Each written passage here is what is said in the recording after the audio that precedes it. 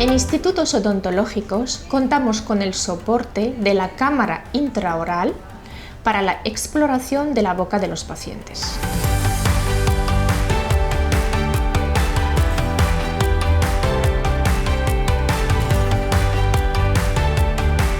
Este dispositivo nos permite enseñar a los pacientes imágenes reales de su boca durante la revisión e incluso hacer capturas de lo que necesitamos para el diagnóstico.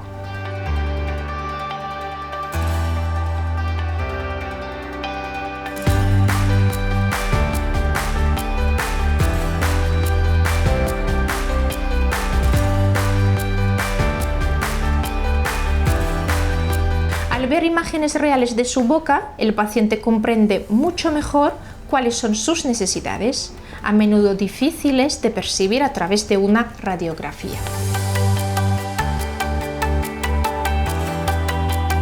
Jo ja activo el meu benestar a instituts odontològics. I tu?